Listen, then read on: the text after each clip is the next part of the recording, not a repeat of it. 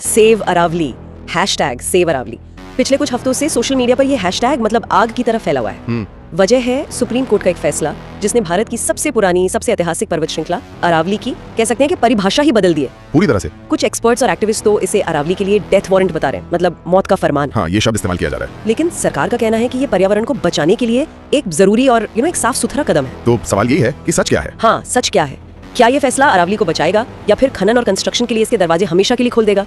आज हम इसी की गहराई में उतरेंगे। हमारे पास द इंडियन एक्सप्रेस की रिपोर्ट्स हैं, अरावली बचाओ आंदोलन के दस्तावेज भी हैं, और साथ ही सरकार का पक्ष रखने वाला प्रेस इन्फॉर्मेशन ब्यूरो का एक डिटेल स्पष्टीकरण भी है। तो चलिए खोद कर देखते हैं कि इस पूरे मामले की जड़ क्या है। और ये समझना बहुत जरूरी है क्योंकि अरावली सिर्फ कुछ पहाड़ियां या पत्थर नहीं है, ये दिल्ली एनसीआर के हरे फेफड़े हैं, ग्रीन लंग्स। हाँ, जो करोड़ों लोगों को सांस लेने लायक हवा देते हैं। ये थार रेगिस्तान को उत्तर भारत में आगे बढ़ने से रोकने वाली एक दीवार है, एक बैरियर की तरह। बिल्कुल।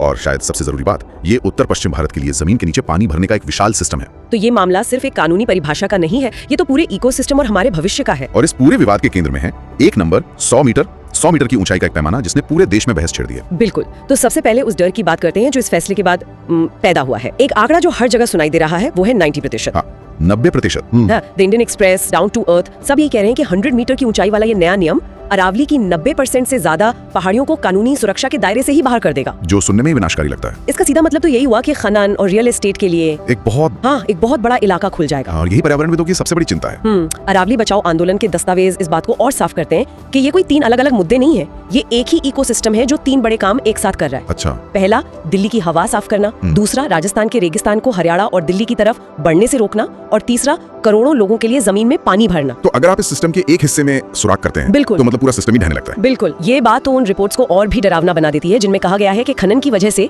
अरावली में पहले ही 12 बड़े दर्रे या गैप बन चुके हैं। बिल्कुल, वो 12 गैप्स रेगिस्तान की धूल और गर्म हवाओं के लिए दिल्ली तक आने वाले आप कह सकते हैं हाईवे की तरह काम कर रहे हैं। और यहीं पर फॉरेस्ट सर्वे ऑफ इंडिया यानी FSI की चेतावनी बहुत अहम हो जाती है। ये तो सरकारी संस्था है। हाँ, भारत के जंगलों का सर्वे करने वाली सरकारी संस्था इंडियन एक्सप्रेस ने उनकी एक अंदरूनी रिपोर्ट निकाली जिसमें उन्होंने सरकार को साफ साफ आगाह किया था। क्या कहा था उन्होंने सिर्फ ये नहीं कहा कि छोटी पहाड़ियां जरूरी हैं, बल्कि उन्होंने समझाया कि क्यों जरूरी है। FSI ने कहा कि 10 से 30 मीटर की छोटी पहाड़ियां जमीन के पास बहने वाली भारी धूल और रेत को रोकने के लिए एक फिल्टर की तरह काम करती हैं। अच्छा, एक बारीक फिल्टर। हाँ, जबकि ऊंची पहाड़ियां PM 2.5 जैसे महीन कणों को रोकती हैं। अरे वाह, तो ये एक तरह का 2 लेयर डिफेंस सिस्टम है और ये नया नियम एसेंशियली उस पहली रक्षा पंक्ति को ही खत्म कर रहा है। सही पकड़ा, जिससे भारी धूल और रेत को सीधा रास्ता मिल जाएगा। अब समझ में आया कि नो अरावली नो AQI जैसा नारा क्यों गूंज रहा है। ये सिर्फ उन बड़ी पहाड़ियों के बारे में नहीं है जिन्हें हम देख सकते हैं, बल्कि उस पूरे लैंडस्केप के बारे में है जो हमारी रक्षा कर रहा है। और पानी के पहलू को हम अक्सर भूल जाते हैं। एक अनुमान है कि अरावली का 1 हेक्टेयर जंगल हर साल 20 लाख लीटर पानी जमीन के अंदर रिचार्ज कर सकता है। 20 लाख लीटर? हाँ, ये सिर्फ एक आंकड़ा नहीं है। हरियाणा, राजस्थान और दिल्ली के उन इलाकों के लिए जहां पानी की भारी किल्लत है, ये जीवन रेखा है। सही बात है। ये एक कुएं के चलने या फिर पानी के टैंकर पर निर्भर रहने के बीच का फर्क है। तो जब हम 90% पहाड़ियों के असुरक्षित होने की बात करते हैं, तो हम असल में इस पूरे जीवन रक्षक सिस्टम के 90% हिस्से को दांव पर लगाने की बात कर रहे हैं। ठीक है, तो पर्यावरणविदों का पक्ष बहुत साफ और चिंताजनक है। ये तस्वीर तो काफी निराशाजनक लगती है, जैसे जानबूझकर पर्यावरण को नुकसान पहुंचाने के लिए नियम बनाया गया। लेकिन मुझे ये समझने की कोशिश करनी है कि सरकार और सुप्रीम कोर्ट आखिर इस नतीजे पर पहुंचे क्यों? उनकी तरफ से क्या तर्क दिया जा रहा है? जरूर कोई ऐसी समस्या होगी जिसे वो हल करने की कोशिश कर रहे थे। और यही इस मामले का सबसे पेचीदा पहलू है। सरकार के तर्क को समझने के लिए हमें थोड़ा पीछे जाना होगा। ओके। दशकों से अरावली की कोई स्पष्ट कानूनी परिभाषा थी नहीं। क्या एक छोटा टीला अरावली है, क्या एक चट्टानी जमीन अरावली है? अच्छा, तो मतलब कंफ्यूजन था बहुत ज्यादा। इस अस्पष्टता की वजह से प्रशासन के लिए नियम लागू करना एक बुरे सपने जैसा था और ये मुकदमों के लिए खुला मैदान बन गया था। हरियाणा, राजस्थान, दिल्ली, गुजरात, हर राज्य अपने हिसाब से इसकी व्याख्या कर रहा था। तो मतलब सालों से कोर्ट कचहरी चलती रहती थी, प्रोजेक्ट्स अटके रहते थे और अवैध खनन करने वाले इसी कंफ्यूजन का फायदा उठाते थे। बिल्कुल। ये तो एक प्रशासनिक नजरिए से बहुत बड़ी समस्या है। आपको एक साफ नियम चाहिए होता है, तो उन्होंने इसी समस्या को सुलझाने के लिए एक समान, वस्तुनिष्ठ और नक्शे पर जांची जा सकने वाली परिभाषा बनाई। बिल्कुल। और सरकार का बचाव ये है कि ये नियम सिर्फ 100 मीटर से कहीं ज्यादा न्यूआंस्ड यानी बारीक है। अच्छा, कैसे? उनके स्पष्टीकरण में 3 बड़ी बातें हैं। पहली, ये नियम सिर्फ चोटी के बारे में नहीं है, बल्कि पूरी पहाड़ी के बारे में है। उनका कहना है कि अगर किसी पहाड़ी की चोटी 100 मीटर या उससे ऊंची है, तो उसका संरक्षण उसकी ढलानों से होते हुए बिल्कुल नीचे उसके आधार तक होगा, उसके बेस तक। हाँ, इसे तकनीकी भाषा में सबसे निचली कंटूर लाइन कहते हैं। एक मिनट, इसे थोड़ा और साफ करते हैं।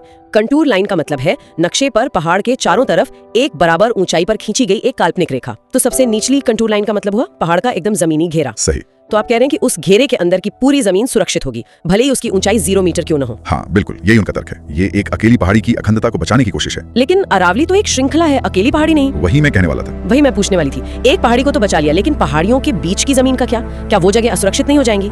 जानवरों को तो आने जाने के लिए पूरा गलियारा चाहिए होता है। ये बहुत जरूरी सवाल है और सरकार का कहना है कि उन्होंने इसका भी ध्यान रखा है। यहीं पर उनका दूसरा पॉइंट आता है, अरावली रेंज की सुरक्षा। ओके। नियम ये कहता है कि अगर 2 सुरक्षित पहाड़ियां एक दूसरे से 500 मीटर के दायरे में हैं, तो उनके बीच की पूरी जमीन भी अरावली रेंज का हिस्सा मानी जाएगी। रहेगी और वो भी सुरक्षित होगी। अच्छा, ये खासतौर पर वन्यजीव गलियारों यानी वाइल्ड लाइफ कॉरिडोर्स को बचाने के लिए किया गया है, ताकि तेंदुए जैसे जानवर एक पहाड़ी से दूसरी पहाड़ी तक बिना किसी खदान में गिरे आ जा सके। और ये 100 मीटर का आइडिया क्या ये अचानक से कहीं से आ गया? नहीं, और ये सरकार का तीसरा और शायद सबसे मजबूत तर्क है। उनका कहना है कि ये कोई नया आविष्कार नहीं है। तो फिर राजस्थान सरकार साल 2006 से ही खनन को रेगुलेट करने के लिए इसी तरह के 100 मीटर के नियम का इस्तेमाल कर रही थी। ओह, तो ये पहले से था? हाँ, केंद्र सरकार का दावा है कि उन्होंने बस उसी मौजूदा राज्य स्तरीय मॉडल को लिया, उसे कॉन्टोर लाइन और रेंज वाले नियमों से और मजबूत किया और फिर सभी राज्यों के लिए एक समान रूप से लागू कर दिया ताकि कंफ्यूजन खत्म हो। ये सब सुनने में तो काफी तर्कसंगत लगता है। एक साफ परिभाषा, अस्पष्टता का अंत, वाइल्ड लाइफ कॉरिडोर का ध्यान, मतलब कागज पर तो ये एक प्रशासनिक सुधार जैसा लगता है। कागज पर तो लगता है, लेकिन असल सवाल तो ये है कि कागज पर बने नियम जमीन पर कितने लागू होते हैं। और जब आप रिपब्लिक वर्ल्ड जैसी ग्राउंड रिपोर्ट्स देखती हैं, तो ये पूरी तर्कसंगत तस्वीर बिखरने लगती है। और जमीन और कागज के बीच का ये फासला बहुत बड़ा है। वो रिपोर्ट राजस्थान के अलवर जिले की है, जहाँ भारी ब्लास्टिंग हो रही है। ये सिर्फ शोर नहीं है,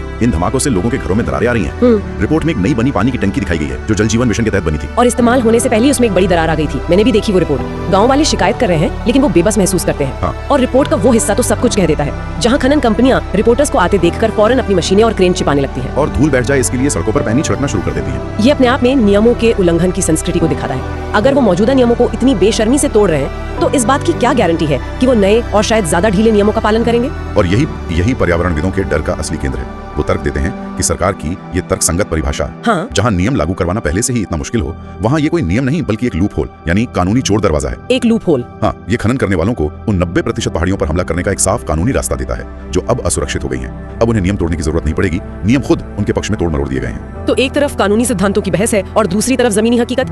सरकार सस्टेनेबल माइनिंग यानी टिकाऊ खनन की बात कर रही है। फैसले के तहत नए खनन पट्टों पर तब तक रोक है जब तक ICFRE यानी Indian council of forestry research and education एक मैनेजमेंट प्लान नहीं बना लेता। लेकिन जमीन पर सस्टेनेबल का मतलब टूटे हुए घर और छिपाई जा रही मशीनें नजर आता है। ये समय के पैमाने का एक क्लासिक टकराव है। हाँ बिल्कुल, हम एक तरफ 3 अरब साल पुरानी एक भूवैज्ञानिक संरचना की बात कर रहे हैं। ये सिर्फ भारत की सबसे पुरानी पर्वत श्रृंखला नहीं है, ये दुनिया की सबसे पुरानी पर्वत श्रृंखलाओं में से एक है। हिमालय से अरबों साल पुरानी है। भूवैज्ञानिकों का मानना है कि इसने कभी पृथ्वी को स्नोबॉल अर्थ यानी पूरी तरह बर्फ से ढकी हुई स्थिति से बाहर निकालने में भी अहम भूमिका निभाई थी। 3 अरब साल, इस समय की कल्पना करना भी मुश्किल है।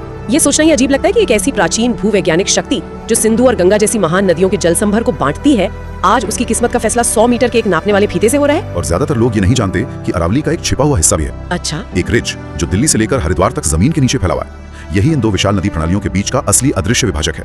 जो पहाड़ हम देखते हैं वो तो बस इसकी एक झलक मात्र है। तो सुप्रीम कोर्ट का ये फैसला हमें अरावली की एक कानूनी परिभाषा तो दे देता है। ये इस सवाल का जवाब देता है कि कानून की नजर में अरावली पहाड़ी क्या है। लेकिन ये शायद हम सबको एक ज्यादा बड़ा सवाल सोचने पर मजबूर करता है। अरावली का मूल्य क्या है? क्या 3 अरब साल पुराने एक जीवन रक्षक सिस्टम की कीमत मीटर में आंक सकती है? ये एक ऐसा सवाल है जिसका जवाब भविष्य में दिल्ली की हवा, राजस्थान का पानी और शायद हमारी आने वाली पीढ़ियों को देना होगा।